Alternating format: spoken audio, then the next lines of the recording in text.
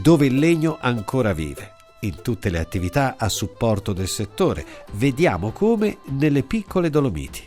Sono Enrico Pozza, sono il tecnico dell'Associazione Forestale Vicentina e mi occupo di consulenze agricole, forestali ed ambientali nella zona delle piccole Dolomiti.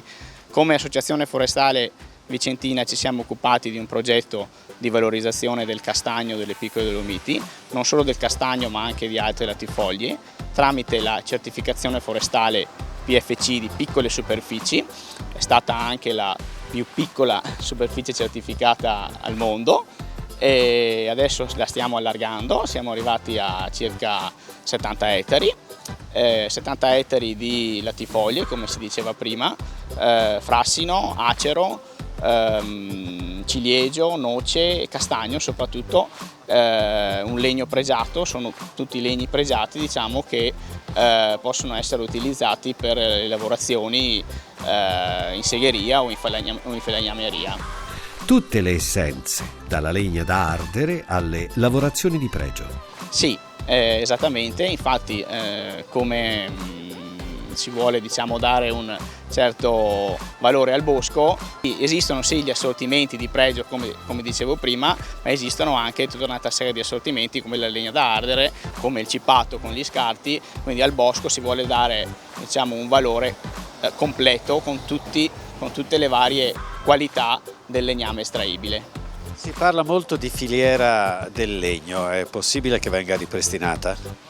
È una domanda difficile, ma io spero di sì, anzi noi lavoriamo con piccoli proprietari forestali, con la cooperazione, con l'associazionismo e con le imprese boschive del posto per far ciò di riprendere una certa filiera anche con prodotti innovativi come per esempio abbiamo appena attuato una misura del PSR per la produzione di carbonella da castagno certificato.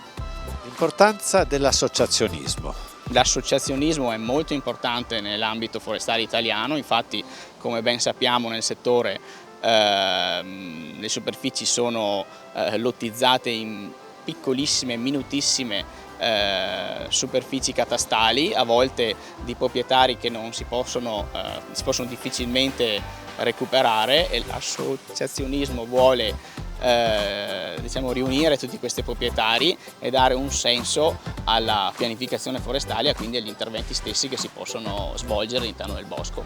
Un messaggio positivo sotto questo profilo viene anche dal tentativo che viene fatto dal Consorzio Legno Veneto. Sì, il Consorzio Legno Veneto è importantissimo perché io penso sia l'unica realtà almeno nel nord-est o nel nord Italia che riunisce tutti i soggetti della filiera del legno. Quindi dal piccolo proprietario arrivare alla grande falegnameria che può diciamo, contribuire alla valorizzazione del legname, quindi viva il consorzio!